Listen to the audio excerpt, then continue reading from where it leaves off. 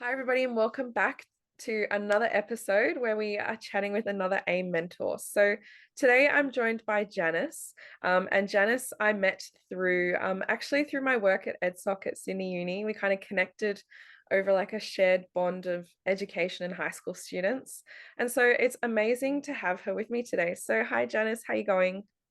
Hi, I am good, happy to be here, and hope you're well as well. Yes, very, very. I'm so thankful that you're here with me today. So, I guess I kind of wanted to get started and I guess maybe just like introduce yourself. So, like what you're studying at uni and kind of what your current role is with AIM.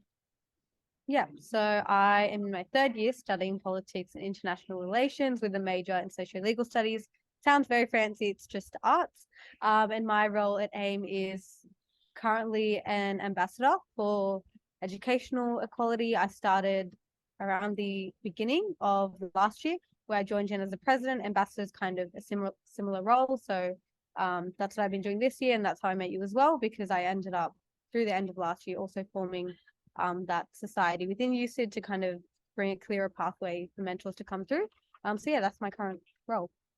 And that's so amazing. I remember hearing about the fact that AIM had its own society, and I sort of thought what an amazing opportunity it is Mm, to like kind of tap into that resource of university students, especially when like they're yeah, so integral to like AIM's, I guess, mission and their kind of work. yeah, Yeah.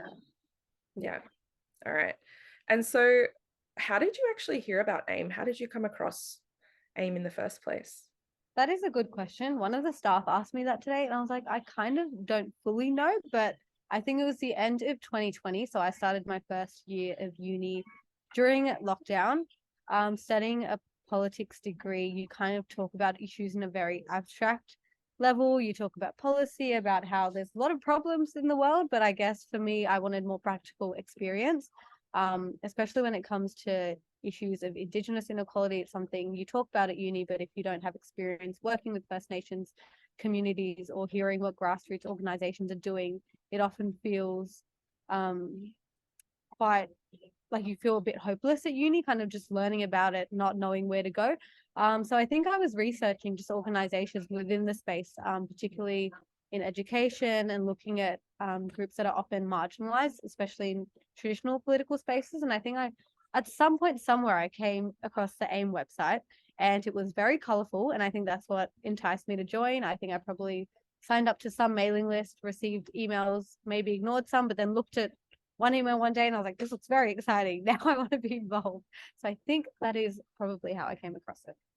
That's such a cool story. I love that. And so I guess you kind of touched on this a little bit already, but was there sort of one thing about AIM that attracted you to volunteer for them, or was it more just kind of like a general ethos sort of thing? I think part of it is ethos. Like it definitely looked like a very good organization that was doing great work for educational inequality, especially for students who are from marginalized backgrounds. But I think even looking at how I think I went on the website and saw like one of the videos of the program days or a mentoring session, and it just looked very exciting. It was extremely colorful, extremely vibrant. I think in a uni traditional academic space, like you said, it is often not common to come across all this vibrancy. It's usually like you speak in a formal way, you try and write in a formal way. So kind of seeing imagination and creativity um, integrated within education looked like very exciting to me. I think it's something I didn't even experience in high school. So seeing how excited the mentors looked in videos and how excited the students were was something that definitely attracted me to volunteering there. Yeah. And it's something that you can't obviously see on the podcast because we don't have visual, but where we are right now, where Janice you are right now, it's like such a beautiful, colorful space, the AIM Yeah, very headquarters. So colorful. it's not just you can obviously see how it's kind of reflected in like their physical space and Yeah. their merch and all of their amazing work that they do. It Mhm. kind of embodies that sense of creativity, which is so, so amazing. So yeah, what were your first impressions once you started to get involved with AIM?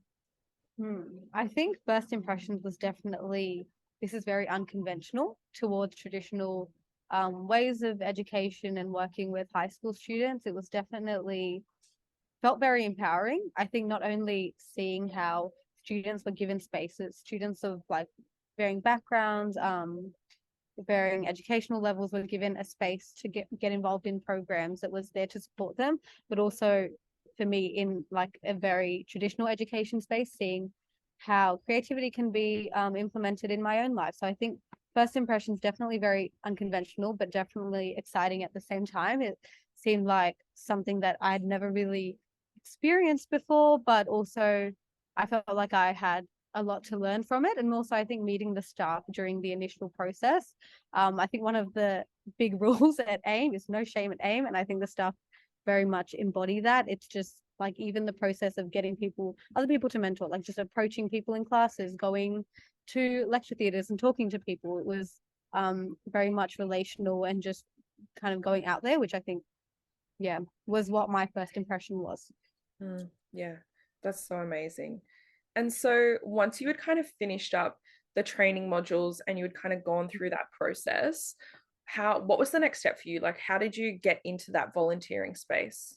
So I think when we started, since it was coming off the back of several lockdowns and just COVID, where students probably weren't even engaging in school that much, especially if it's online. You're just like, I'm going to wake up and say I'm here, even if I'm going to go back to sleep. It was about also building that network of mentors to go out to school. So I think starting after the training was, first of all, finding other uni students who were interested, who either had been involved in AIM pre-COVID or wanted to be involved post-COVID, and getting them into little spaces within uni and getting them trained as well. And then once that was done, actually heading out to schools. So going to schools for once a week, around an hour a week, and just working in tutor squads with the uni mentors and the students all in one space was kind of the next step. That's so cool. And as part of your volunteering, obviously you're working with, a lot of Indigenous high school students, and that obviously has, I think a lot of people think that it has a lot of connotations, but often they kind of subvert some expectations. And so were there any kind of stories or experiences which stood out to you as kind of subverting those expectations of what we expect of high school students? Yeah, I think there's definitely a few. I think especially entering this space, there are a lot of expectations for high school students, especially when you get environments where maybe the teachers frame the high school students as maybe not knowing a lot, but then once you get to know them, you're like, they're actually extremely bright students who have amazing goals. So I think one of them was just me having an interesting conversation with a student. It was like a boys' high school, so I didn't know what to expect. I was a bit like, I don't know what will happen, but kind of going into, I think, one of the first tutor squads there and learning about anime, not something I know a lot about, but I was learning about it. I was like, it's very interesting. And then also having the student kind of ask a question about feminism and responding to that, and then actually having a conversation about that, which was very unexpected. And then I think bringing up one more was actually at our recent program or factory day at the entertainment quarter. We have an activity called Keys to the City, where the last 10 minutes of the program day, the staff sit down and leave a mic on the stage, and it's just all up to students to create space or talk. Everyone else is just silent, so it's the students' responsibility. And a young student got on the stage, wanted to perform a rap, which was exciting. I was excited to hear it. But obviously it can be nerve-wracking in an environment with maybe 50 to 100 other high school students who you've never met before just staring at you. But having other kids from their school or from the program also step up on the stage and kind of support them to perform as well, and performing together. That was a very wholesome moment, but definitely stood out to me.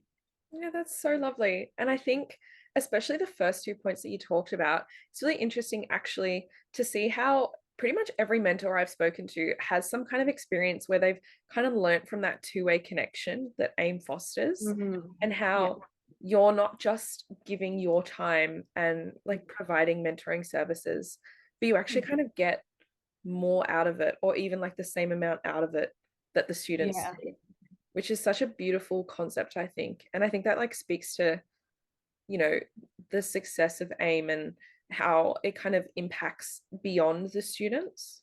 Yeah. Yeah, definitely. Definitely.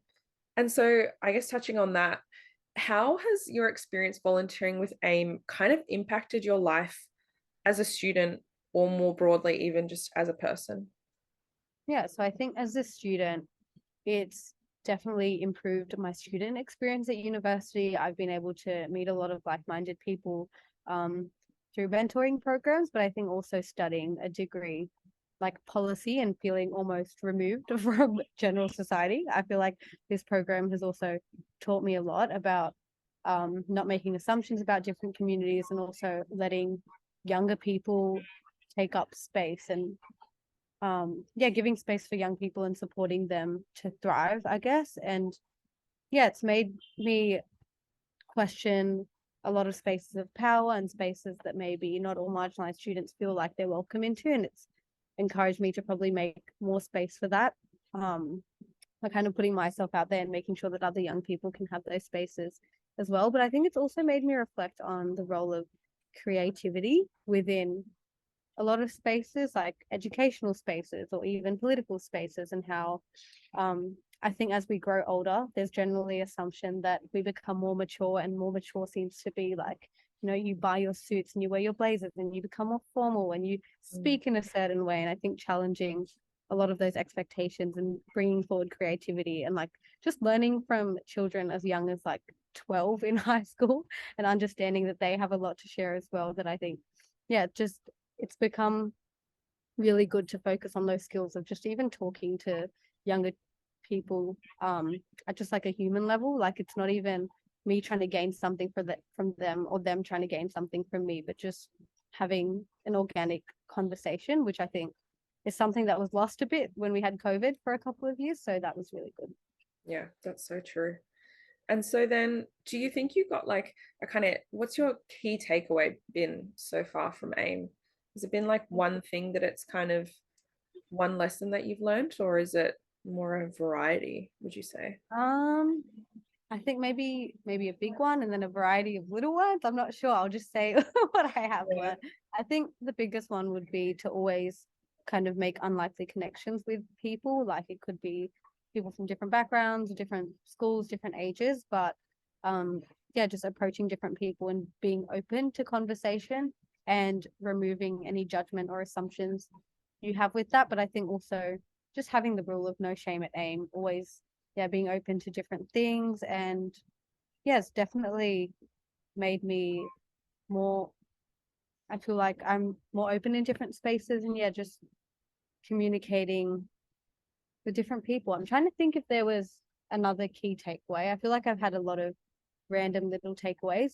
But also I think in it from a uni student perspective, always remembering that there is some privilege that we carry within these educational systems, like getting into uni and being into uni, like there is power in that and privilege in being in these spaces, especially one like you said. So always trying to uplift people who are younger and maybe don't see themselves in this position or don't know people in these positions, and opening up pathways for other people to also get to these spaces where we're privileged or lucky enough to be in.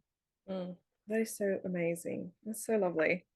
And so I guess, for anybody considering joining AIM and kind of becoming a volunteer and kind of joining in with all of this amazing work that AIM does, what would you say to someone considering volunteering with AIM?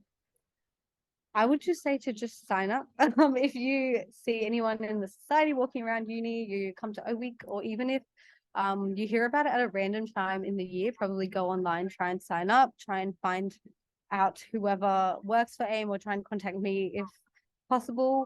Even just like coming to the physical space, it's pretty open to anyone. There's no judgment. There's no you don't need to have particular experience. A lot of people are like, do I need to be a genius at maths or science to come into AIM? Because if I'm working with high schoolers, I'm like, no, you don't need to be a genius. I'm not a genius. You just have to be open-minded. So I think, just sign up and hopefully you'll enjoy it.